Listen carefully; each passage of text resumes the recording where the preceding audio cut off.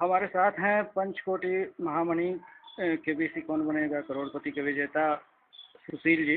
तो सुशील जी बताइए, अब तो काफ़ी कुछ समय हो गया आप केबीसी जीते हुए, आपको इसके बाद से आप क्या कर रहे हैं अभी? के बाद से जैसा कि आप लोग जानते हैं, उसके बाद मैं मुंबई गया, एक रियलिटी शो में मतलब दिखलाजा में भाग लिया। फिर वहाँ से यहाँ अपने घर आया और उसके बाद मैंने सोचा कि पढ़ाई लिखाई किया जाए। पढ़ाई लिखाई के प्रति मेरा शुरू से ही रुझान था, इसलिए मैं लेक्चरशिप की तैयारी कर रहा हूँ। अच्छा, पीजी आपने किस सब्जेक्ट में किया है? मनोविज्ञान में मैंने पीजी किया। अच्छा, और इसके बाद आगे पीएचडी वगैरह करने की भी? हाँ, इच्छा है, लेकिन नेट क्वालिफाई करने के बाद ही करने की इच्छा हुई। अच्छा, क्योंकि आजकल तो लेक्चरशिप के लिए भी काफ़ी लंबी तैयारी करनी पड़ती है, नेट के अलावा पीएचडी वगैरह जरूरी होता और है। उसके अलावा एक और बात है कि मैंने चूँकि मैं कंपटीशन की तैयारी करता था, इसीलिए मनोविज्ञान को सिर्फ एज अ डिग्री पढ़ा मैंने पास करने के लिए, उससे ज़्यादा मैंने नहीं पढ़ा था। इसलिए नेट की तैयारी में मुझे खासी मशक्क़त करनी पड़ रही है, क्योंकि हम लोग जो प्रतियोगिता परीक्षा देते हैं उसमें जीके होता है, जनरल नॉलेज में हिस्ट्री, ज्योग्राफी, पॉल साइंस होता है, बट मनोविज्ञान का कोई सवाल नहीं रहता है, इसीलिए हम लोग इसको अवॉइड करके चलते हैं। बट अभी हमको सिर्फ साइकोलॉजी पढ़ना पड़ रहा है, इसलिए मेहनत करना पड़ रहा है। बट मुझे लगता है कि 1-2 प्रयास, 3 प्रयास में मेरा हो जाना चाहिए। बीपीएससी या यूपी पीसीएस वगैरह जो है, इसके लिए आपने नहीं सोचा कि? नहीं, बीपीएससी वगैरह का 2 बार मैंने प्रारंभिक परीक्षा पास की। मुख्य मेंस के लिए मैं मेंटली प्रिपेयर्ड नहीं था, इसीलिए मैंने नहीं दिया। आगे मैं अगर प्रीलिम्स क्वालिफाई करता हूँ तो मेंस जरूर दूँगा। अच्छा, और अभी जो सिविल सर्विस तो आप नहीं दे रहे हैं, लेकिन सिविल सर्विस का जो पैटर्न बदला है, जो सिलेबस बदला है, उसके बारे में तो आपको जानकारी होगी? हाँ, थोड़ी बहुत जानकारी है, चूँकि मुझे देना नहीं, इसीलिए मैंने ज़्यादा हाँ, नहीं तो गौर नहीं मतलब किया। जो देने वाले लोग हैं आगे, उनके बारे में आप क्या कह सकते हैं? जो सिलेबस बदला है वो कितना उपयोगी है या नहीं है उपयोगी? एक सब्जेक्ट हुआ है वो उपयोगी है, लेकिन अंग्रेजी जो प्रीलिम्स वगैरह में जो मैंने सुना है डाला गया है, वो मेरे ख्याल से ठीक नहीं है। हालांकि एक और बात है कि अंग्रेजी तो पाला पढ़ना ही है, प्री में ना पढ़े मेंस में पाला पढ़ना ही है, इसीलिए कुल मिला के मैं कहूँगा ठीक ठाक ही है। अच्छा कहूँगा, क्योंकि 2 से 1 हो गया। अच्छा, तो केबीसी के बाद आप रियलिटी शो में गए, इसके बाद फिर आपके पास और भी ऑफर आए होंगे, तो उधर करियर बनाने के बारे में आपने नहीं सोचा? मैंने इसलिए, हाँ, कुछ ऑफ़र आए थे, लेकिन मैंने ये सोचा, चूँकि मैं एक छोटे से शहर का रहने वाला हूँ, यहाँ के लोगों की मानसिकता होती है कि कोई भी चीज़ हो तो कंटिन्यूटी हो। अगर जीवन में कोई भी हम छोटी नौकरी करें, बड़ी नौकरी करें या फिर काम ही करें, तो उसमें कुछ जॉब सिक्योर्ड हो, यानी कंटिन्यू काम चले। तो हम सभी लोग जानते हैं, या रियलिटी शो हो या फिर बाकी सब काम हैं, तो उसकी कोई गारंटी नहीं है। आज मिल रहा है काम, कल मिल रहा है, परसों से जो भुखमरी स्टार्ट होगा वो कब तक चलेगा उसकी कोई गारंटी नहीं ले सकता। और इसलिए मुझे लगा कि यहीं आके कोई कुछ ऐसी तैयारी करनी चाहिए जिसमें फ्यूचर कंटिन्यू, जब बुढ़ापे तक रोज़गार मिले। मुझे लगा कि सिविल सर्विस का एज तो ख़त्म हो गया, तो वही लेक्चर्स की तैयारी कर रहे हैं। इसके अलावा यूपीएससी वगैरह भी। अच्छा, और मनरेगा के आप ब्रांड एम्बेसडर हैं, और भी कुछ एंडोर्समेंट्स आए होंगे आपके पास? सुना कि कुछ आपने छोड़ दिए, कुछ इनकार कर दिया आपने? हाँ, कुछ थी जिनका मुझे लगा कि नहीं नहीं करनी चाहिए, और चूँकि एक पर्सनालिटी आदमी की होती है, उसके अलावा मैंने सोचा कि अब उधर जाना ही नहीं है तो क्या प्रयास करना, तो इधर ही आ गया। और हालांकि अधिकतम रिलेशन तो ख़त्म हो चुके हैं उधर से, फिर भी अगर कुछ उस तरह का होगा तो देखा जाए। अच्छा, तो युवा हैं आप छवि आपकी अच्छी काफ़ी बनी है, कौन बनेगा करोड़पति में विजेता के रूप में, एक प्रेरणा के रूप में एक व्यक्तित्व आप हैं। राजनीति वगैरह में दिलचस्पी नहीं है आपकी? नहीं, कोई दिलचस्पी नहीं है, क्योंकि मैं राजनीति के लिए पूरी तरह अयोग्य व्यक्ति हूँ। नहीं, ये आप मुझे मालूम है, नहीं, मुझे मालूम है। मैं चूँकि इंसान अपने आप से ज़्यादा किसी को नहीं जानता। अभी मेरी कुछ बुराइयाँ हैं, जैसे मैं अगर बेकसूर हूँ और कोई मेरी आलोचना कर देता है तो मैं तिलमिला जाता हूँ। जैसे अभी मैंने अपना फेसबुक अकाउंट बंद कर दिया, इसलिए क्योंकि 3000 लोग करीब जुड़े हुए थे। मुझे लगा कि मैं जवाब नहीं दे पा रहा हूँ, और जब मैं जवाब नहीं देता हूँ तो लोग कुछ ऐसा प्रतिक्रिया देते हैं जिससे मुझे लगा कि छोड़ो इसको बंद करो। तो मैंने अपना फेसबुक अकाउंट बंद कर दिया। या फिर जब कुछ और राजनीति में होता है कि सही गलत लगते रहते हैं, तो पागल हो जाएगा, हम लोग जैसे लोग पागल हो जाएंगे। ऐसा है कि अब देखिए चुनाव वगैरह नज़दीक है, मनरेगा के अब ब्रांड एम्बेसडर भी हैं, युवा शक्ति का जो है बोलबाला है, समय है, तो हो सकता है आपके पास प्रस्ताव आए ऐसा, तो आप क्या उस पर विचार करेंगे? जी नहीं, बिल्कुल विचार नहीं करेंगे, कोई इच्छा ही नहीं है। और मैं ईश्वर से प्रार्थना करूंगा कि मेरे पास ऑफर आए ही नहीं, क्योंकि क्या आदमी का स्वभाव जो होता है ना, चूंकि संयुक्त परिवार में रहता है आदमी, बहुत प्रेशर पड़ता है इधर उधर से, इसीलिए मैं ईश्वर से प्रार्थना करूंगा कि मेरे पास आए ही नहीं, और आए तो मेरे पास व्यक्तिगत रूप से आए, उसको मैं तुरंत अवॉइड करूँ। नहीं तो मतलब आप राजनीति को बुरा मानते हैं इतना? नहीं, राजनीति को मैं बुरा नहीं मानता। अभी हाल फिलहाल में हमारे राज्य में काफ़ी सुधार हुआ है, और देश में भी और विभिन्न राज्यों में भी अच्छी चीज़ें देखने को मिल रही है।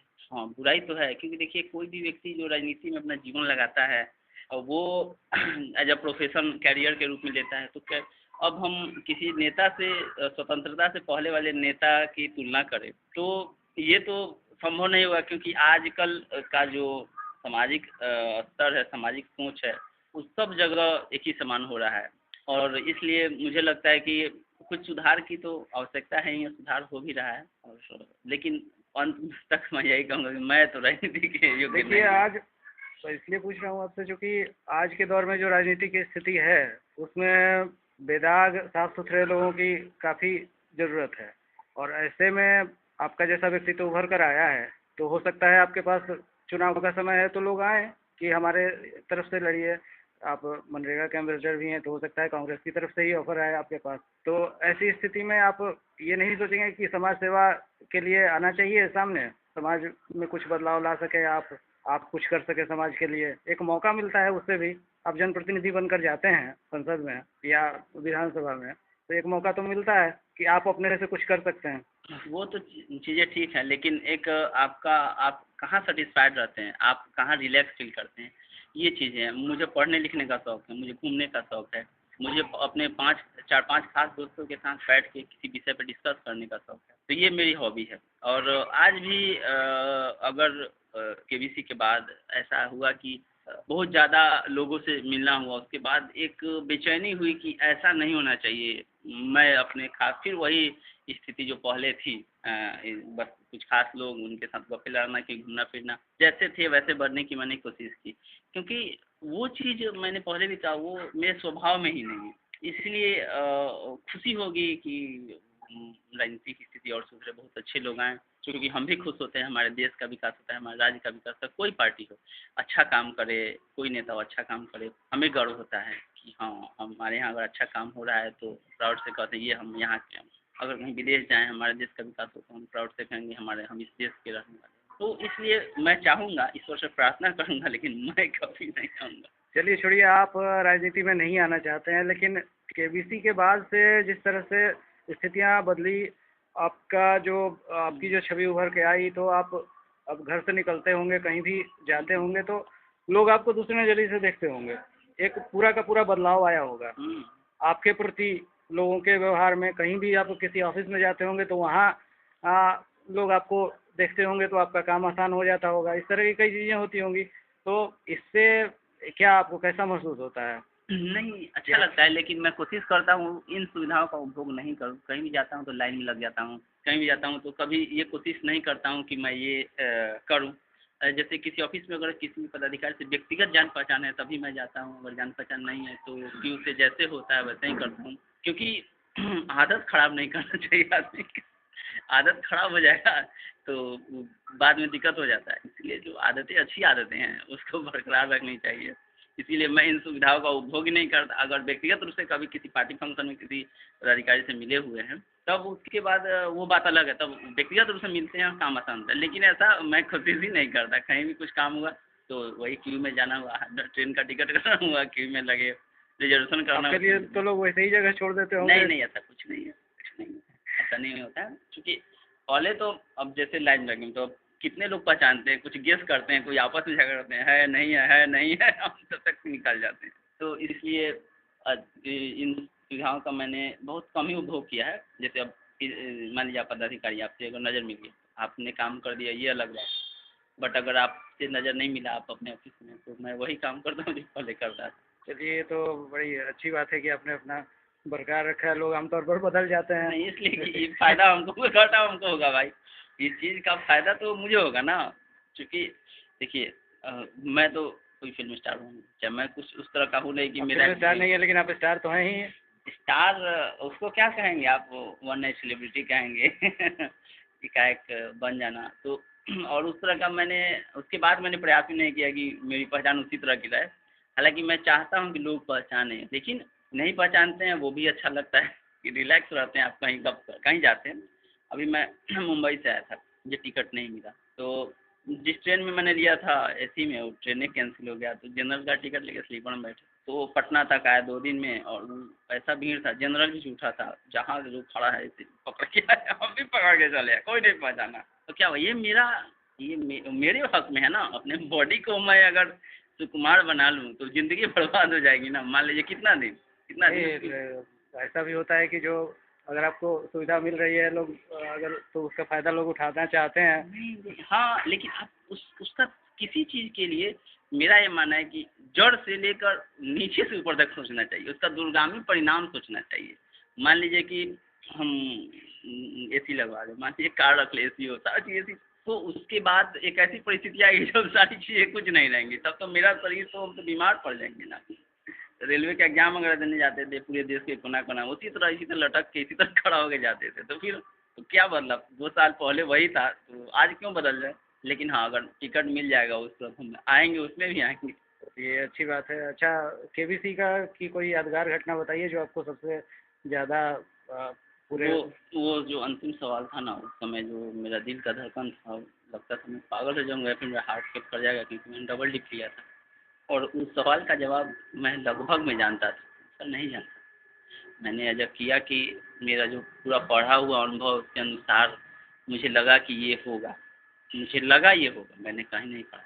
लगा बट पॉजिटिव लगा, होता नहीं कि नेगेटिव रिस्क लेना, तुक्का मारना, तो तुक्का नहीं मारा। मुझे लगा ये होगा, अंदर से भी लगा, और अपना जो पढ़ाई का जितना पढ़े हुए थे खंगाल खंगाल के दिमाग में ये फिर भी एक कोने में था कि अगर हारेंगे तो 1,60,000 लेके बढ़ जाएंगे, ठीक करो क्या। इन दोनों का जो द्वंद्व था, उनको तो 20 मिनट का समय दिया गया, धन्यवाद देंगे। चुपचाप सभी लोग शांत थे कि देख सकते लड़का कर क्या रहा है, सारे लोग चुपचाप चुपचाप। तो वही जब सही हुआ, तो वो कंट्रोल, शरीर का जो एडजस्टमेंट है, दिल का धड़कन का, टेम्परेचर का, सारा चीज़ का बेचैन सांस में जो मैंने पानी डाला, वो मेरे जीवन का सबसे यादगार पल। हाँ आप हाँ अरे क्या बात है ना। तो अमिताभ बच्चन जी से अभी संपर्क फिर आपका है बना हुआ या? नहीं, सिद्धार्थ बसु से कभी कभी बातचीत हो जाती है। अच्छा। और अमिताभ बच्चन से भी नहीं संपर्क, बट जब भी मिलते हैं बड़ी प्यार से बात करते हैं, गले लगाते बहुत अच्छा से बात करते हैं, अच्छा लगता है। चलिए, बहुत अच्छा है। अपने बाद की पीढ़ी के लिए और युवाओं और छात्रों के लिए क्या संदेश आप देना चाहेंगे, क्या कहना चाहेंगे? यही कहेंगे कि दिखावे पे नहीं जाना चाहिए। ये जो दुनिया है, दिखावे की दुनिया, ब्रांडेड कपड़े, महंगी गाड़ियाँ, ये सब बकवास चीज़ है, समझे। ये पैसे आते हैं तो ये सब तो होता है। पैसे आते हैं तो ये सब चीज़ होता है, लेकिन यही सब कुछ नहीं है। मान लीजिए कि आप अगर 10 लाख रुपये महीना कमाते, 10 लाख रुपये महीना कमाते, तो उसी हिसाब से काम करिए, ये अच्छी बात है।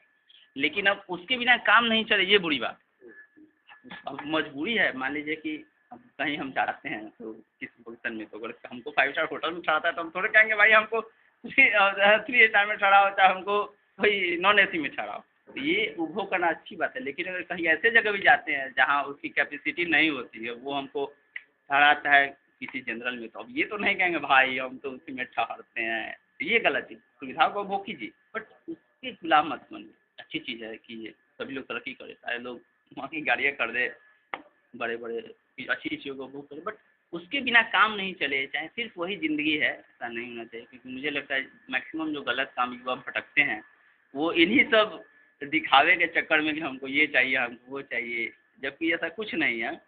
अगर वो पढ़ेंगे, सिर्फ कोर्स का नहीं, बहुत चीज़ें होती है पढ़ने के लिए जो शिक्षा देती है, तो पता चलेगा कि नहीं ऐसा कुछ नहीं है। बहुत बड़े बड़े लोग हुए हैं जिनके पास सारी चीज़ें थी, उन्होंने कुछ उपभोग ही नहीं की। अब तो आप पिता भी बन गए हैं, सुना है। हाँ, बेटी हुई है। तो बेटी को क्या, किस तरह बढ़ाना चाहेंगे, क्या बनाना चाहेंगे? बेटी को पढ़ाना चाहेंगे अच्छा से, पढ़े लिखे, और उसके बाद समझदार हो जाए, डिस्कस होगा, तब देखा जाएगा उसका रुझान किधर है। केबीसी के टाइम में तो हमने देखा था कि आपकी पत्नी भी आपसे ज़्यादा खुश थी। हाँ काफ़ी। हम्म। तो अभी भी आपका जो करियर जिस तरह बढ़ रहा है तो उसमें आपकी पूरी सहमति, मतलब उनकी पूरी सहमति हाँ आपको बिल्कुल बिल्कुल। रहती होगी। जी धन्यवाद बहुत बहुत।